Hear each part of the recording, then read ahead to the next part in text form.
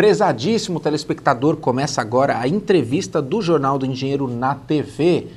Vamos falar sobre uma categoria importante da engenharia que nos ajuda aí nas grandes cidades, especialmente São Paulo, a o ir e vir da sociedade. Eu falo da Associação dos Engenheiros e Arquitetos de Metrô, a EAMESP, e nós vamos conhecer um pouco da história, das lutas, conquistas desta categoria por meio do seu presidente, Pedro Armante Carneiro Machado, que foi eleito para o triênio 2017-2019 ao final do ano passado, e é uma honra recebê-lo aqui no seu sindicato. Prazer recebê-lo aqui. O prazer é todo meu, muito obrigado.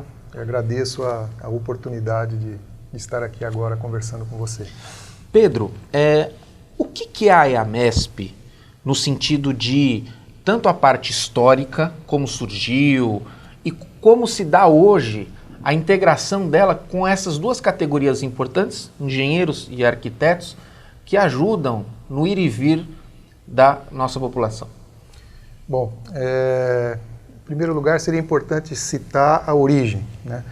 É uma associação de profissionais, de engenheiros e arquitetos, como o nome diz, e que nasceu em 1990 internamente ao metrô de São Paulo. Tá. Então, quando nasceu, ela tinha um objetivo eminentemente técnico, que era o de promover o intercâmbio e o aperfeiçoamento técnico, profissional de seus membros. Nasceu com este objetivo.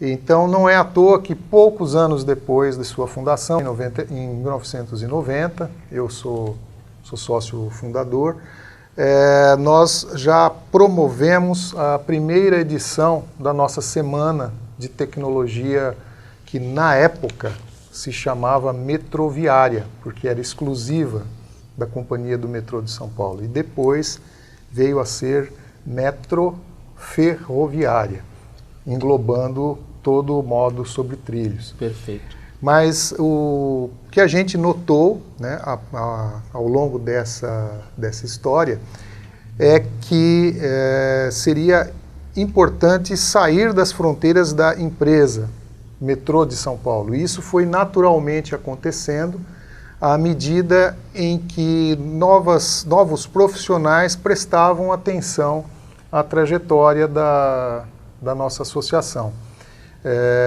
Primeiramente, nós fizemos um convênio de cooperação com uma associação congênere, que é a Associação de Engenheiros da Estrada de Ferro Santos da Jundiaí, é uma associação centenária, e hoje ela abriga os engenheiros da CPTM. Então nós fizemos uma cooperação com eles para que eles pudessem frequentar as nossas atividades associativas e vice-versa. E depois, num segundo momento, foi a hora da gente abrir para, primeiro, que outros profissionais pudessem se associar.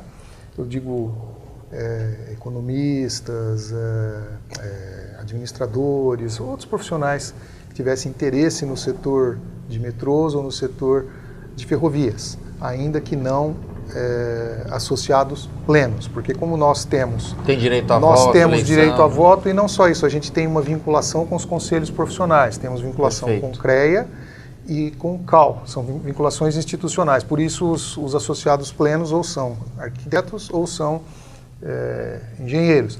Mas neste momento, né, onde se atingia essa aproximação com o CREA, na época era somente o CREA, o CAL nem existia ainda, né? Os engenheiros e os arquitetos estavam à época no mesmo conselho profissional.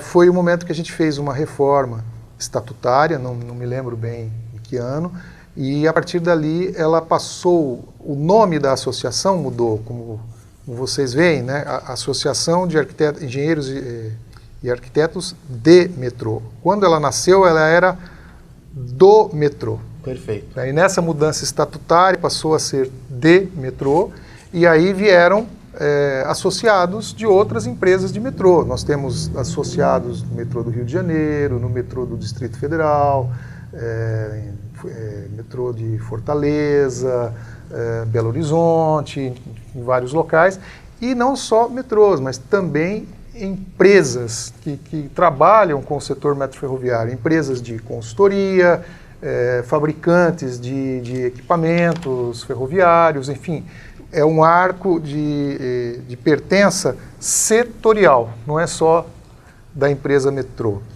Então a abrangência de vocês acaba sendo nacional. Nacional, exatamente. E nesse ínterim, Pedro, quais são então os principais objetivos, missão, nesse âmbito de cuidar do transporte nacional, transporte sobre trilhos, mais especificamente o metrô? Perfeito. Como eu te disse, a partir dessa abertura, houve também um alargamento de escopo. A gente percebeu que, além do intercâmbio tecnológico, do intercâmbio profissional, do estabelecimento de networking, que é como se diz hoje em dia, né? E tudo isso é muito importante e, de fato, a nossa atividade principal, nossa atividade central continua sendo a Semana de Tecnologia Metroferroviária. Depois falo um pouco mais sobre isso. Mas a gente percebeu que era muito importante uma defesa, uma atividade de promoção do modo metrô e do modo ferrovia, ou seja, do modo transporte sobre trilho, como a gente costuma dizer, num nível também de política pública, no sentido de obter prioridades para investimentos no modo trilho. Mais recentemente, a nossa associação não se limita somente ao transporte de passageiro, mas nós também nos envolvemos com o transporte ferroviário de carga, porque a gente vê o modo trilho como um todo, seja na área urbana ou seja na área interurbana, onde há o transporte de carga. O que a gente defende é que o trilho traz maior racionalidade, e em trazendo maior racionalidade, ele traz o desenvolvimento, seja no urbano, seja no interurbano, quando a gente fala nível de crescimento econômico e aumento da riqueza, etc. Perfeito. Bom, neste primeiro bloco a gente entendeu um pouco os aspectos históricos da EAMESP, e também qual é a sua missão. E eu quero já deixar uma pergunta no ar para o próximo bloco, porque a gente agora quer saber o que de prático a EAMESP tem feito ao longo dos anos para resolver os principais desafios na defesa do profissional que atua no transporte sobre trilhos, ok? A gente volta daqui a pouquinho, você não pode sair daí.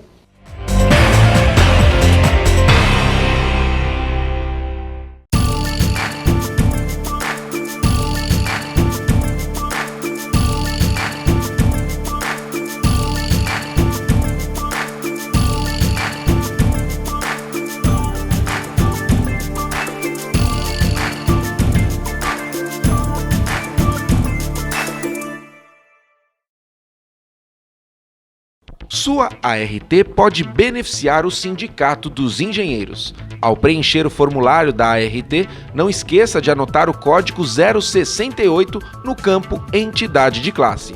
Com isso, você destina 16% do valor para o CESP. Fique atento, o campo não pode estar preenchido previamente. Apoio Cultural, Conselho Regional de Engenharia e Agronomia do Estado de São Paulo.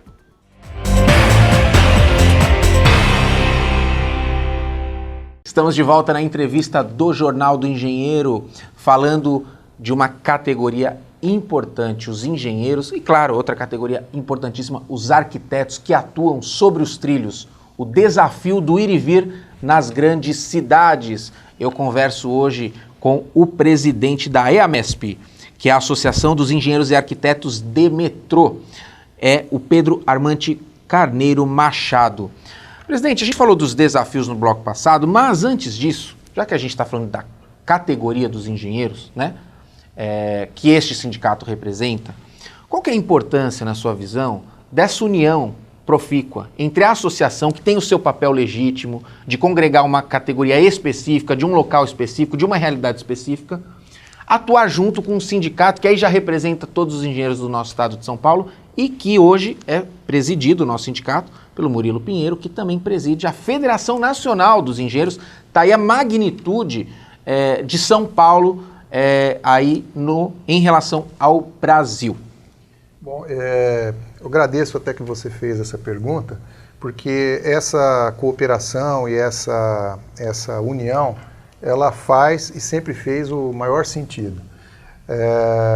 Não custa lembrar, né, que um dos diretores saudosos do Sindicato dos Engenheiros foi o Laerte Matias, que faleceu há um tempo atrás, num triste acidente automobilístico, mas que deixou profundas marcas, né, nesta nossa cooperação. O Laerte foi se não me engano, foi o segundo presidente da nossa associação, da nossa EAMESP, e foi também diretor, né, como eu falei, do Sindicato dos Engenheiros durante muitos anos, até o seu falecimento. Então, na pessoa dele, Laerte, né, ele era, vamos dizer assim, a cooperação encarnada entre as duas instituições. Ele tinha os dois bonés, vamos chamar assim, mas isso não era só uma questão pessoal do nosso amigo Laerte. É porque os objetivos da nossa associação têm muito a ver com os objetivos do Sindicato dos Engenheiros, enquanto defesa da profissão do engenheiro, enquanto aprimoramento profissional. Não é à toa também que a posse da minha gestão atual, não é à toa que ela foi realizada no auditório do Sindicato dos Engenheiros, aqui em São Paulo, né? Foi realizada lá porque também fazia todo sentido fazer nesse local, frisando essa cooperação. Eu também, logo que fui eleito, tive a oportunidade de participar do congresso da FNE em Barra Bonita, que eu estive lá junto com o Murilo e outros diretores do sindicato e que também são membros do conselho da nossa EAMESP, né? De forma que a gente esteve sempre unido nessas questões muito importantes, sempre junto com o Sindicato de Engenheiros, também estivemos juntos no Conselho das Cidades, né? Agora ele não está muito ativo, mas estivemos lá sempre juntos, e em outras grandes questões, sempre pensando em defender a tecnologia, defender a inovação, defender o aprimoramento profissional dos engenheiros. Isso sempre foi uma coisa muito importante que tem todo sentido. Presidente, avançando na questão já apresentada, na sua opinião, qual que é o desafio ou os desafios maiores que podemos destacar destes trabalhadores, engenheiros, arquitetos em relação ao transporte sobre trilhos no nosso país? Eu vou falar de um desafio que é comum a todos, né? Hoje o grande desafio é o aprimoramento profissional para você ter, eu não digo nem empregabilidade, mas ter como prestar cada vez mais um melhor serviço e ficar dentro do mercado, né? Nós não sabemos, o engenheiro principalmente, cada vez é mais comum a figura do PJ, né? Que todo mundo fala aí, então não cabe aqui discutir o que é certo e o que é errado, mas a pessoa, o profissional tem que estar cada vez mais capacitado, porque aí ele vale no mercado e consegue trabalho. Vamos falar de um jeito mais simples.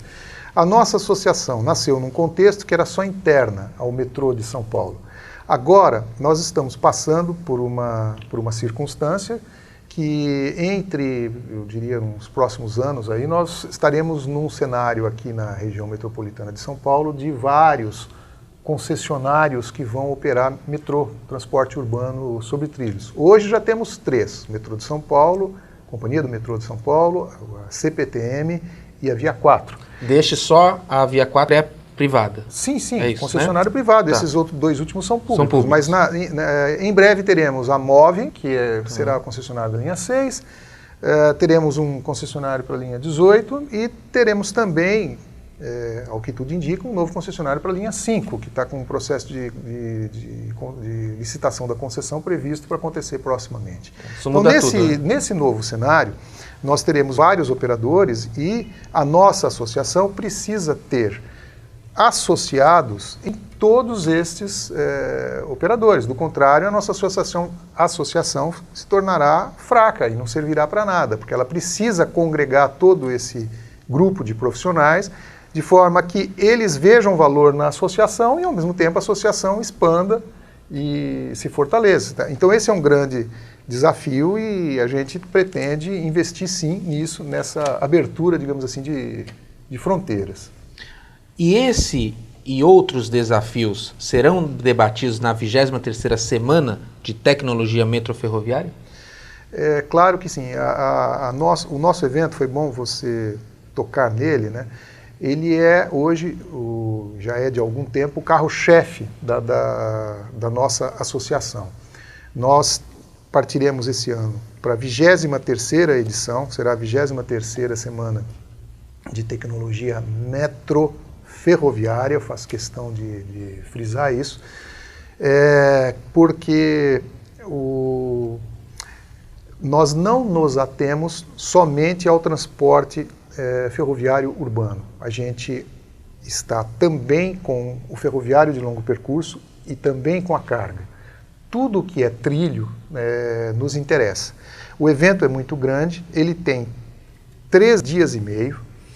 Na tarde do primeiro dia tem uma premiação para os melhores trabalhos inscritos. Depois se seguem no auditório principal uma sequência de 13 mesas redondas, e em 3 dias consecutivos, e em 3 salas paralelas, mais de 60 trabalhos técnicos de autoria dos profissionais que os inscrevem no evento. Então é um grande congresso, vem gente de fora para participar, tem painel da Associação Latino-Americana de Metrôs, e tem também conferências internacionais na abertura do evento, uma com foco mais de metrô e urbano, outra com foco mais de carga e interurbano. Então, veja que é um panorama muito grande e que a gente faz questão de dizer, é o único que tem 23 edições anuais ininterruptas, né? E que tem a qualidade que não somos nós que dizemos, são os outros que dizem que a qualidade deste evento é muito boa. Então a programação é muito grande, você tem o ponto de vista do poder público, do governo, o ponto de vista dos empresários, o ponto de vista do profissional, é uma grande riqueza, e uma grande riqueza de profissionais também.